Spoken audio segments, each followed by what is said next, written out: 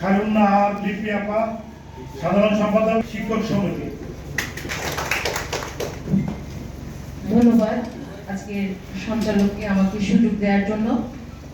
বাংলাদেশ আন্ত বিশ্ববিদ্যালয় কর্মচারী ফেডারেশন কর্তৃক আয়োজিত নবম পে স্কেল বাস্তবায়নের দাবিতে আজকের এই অনুষ্ঠানের আয়োজকবৃন্দ এবং পাশাপাশি বাংলাদেশ সরকারি ঐক্য কর্মচারী পরিষদের যারা নবম পে স্কেল সহ সকল দাবি দেওয়া বাস্তবায়নের জন্য নিরলসভাবে পরিশ্রম করেন, সম্মানিত শ্রদ্ধেয় ভালোবাসার ওয়ারেস ভাই এবং আমাদের খায়ের ভাই সহ আজকের মঞ্চে যারা উপস্থিত আছেন এবং মঞ্চের সম্মুখে যারা উপস্থিত আছেন সবাইকে আসসালামু আলাইকুম।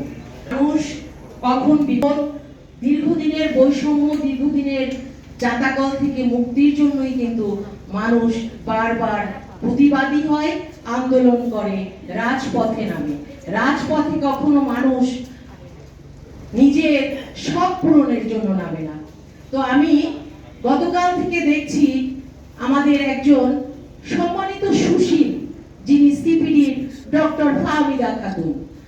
আপনি সুশীল, আপনার কাছে আমার প্রশ্ন, আপনি সরকারি কর্মকর্তা, কর্মচারী এবং রাষ্ট্রের যারা এই বাংলাদেশের সকল শ্রম, সকল কিছুর প্রতিচ্ছবির জন্য যারা নিরলসভাবে কাজ করছেন তাদেরকে প্রশ্নবিদ্ধ করার জন্য আর সরকারের কাছাকাছি ঘেঁষার জন্য শীতাতাপ নিয়ন্ত্রিত জায়গায় বসে আপনি কিভাবে বলেন রাষ্ট্রের সরকারি কর্মচারীদের বেতন বৃদ্ধি করলে বাংলাদেশের মুদ্রাস্ফীতি বাড়বে?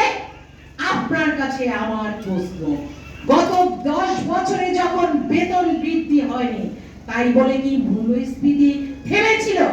তখন আপনার এই মিষ্টি মিষ্টি বক্তব্য কোথায় ছিল?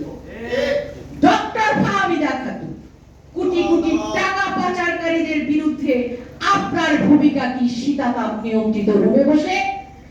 গত ইন্টারিম সরকারের আমলে দেখেছি আপনার মতন সুশীলরা এদেশের রাষ্ট্র পরিচালনার নামে, সংস্কারের নামে মেকআপ বক্সে নিজেদের চেহারার রূপ পরিবর্তন করেছে।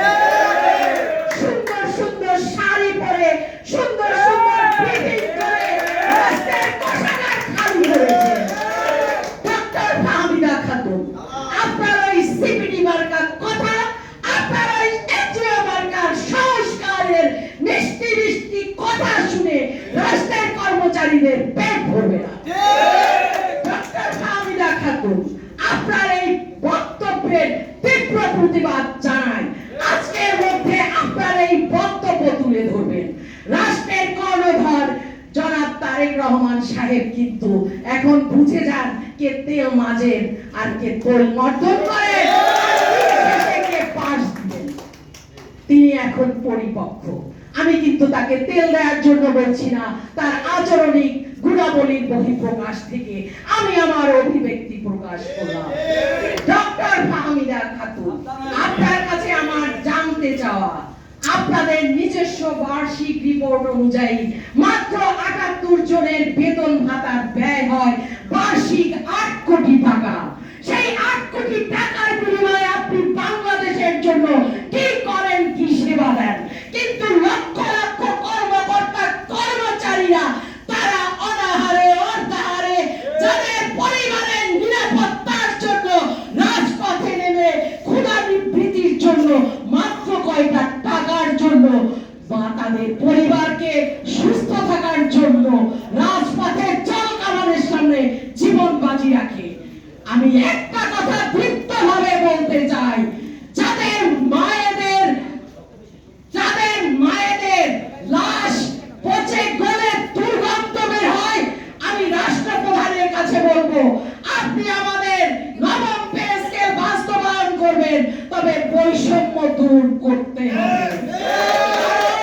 যে আপনি খেয়াল করে দেখবেন রাষ্ট্রের কর্মকর্তা, কর্মচারীরা যারা প্রমুখ থাকে তারা তাদের মায়ের চিকিৎসা করে মায়ের টাকা দিয়ে, আর যাদের বেতন আপনারা বৃদ্ধি করতে চান আমাদের বৈষম্য নিরসন করে, তাদের মায়েদের লাশ 7 দিন ঘরের মধ্যে পচে গেছে। সম্মানিত সহযোদ্ধা ভাই ও বোনেরা, বলবো, যত যত কষাঘাত হোক, যতটুকু সাহস আছে, ওয়ারেস ভাইকে আমি তার পাশে থেকে, খায়ের ভাইয়ের পাশে থেকে জীবন বিপন্ন করে হলো নবম পে স্কেল বাস্তবায়নের জন্য সহযোগিতা করবো। আসসালামু আলাইকুম। ধন্যবাদ। আমাদের সঙ্গে মূল্যবান বক্তব্য রাখবেন বরিষ্ঠ মন্ত্রী মজুমদার, সাধারণ সম্পাদক।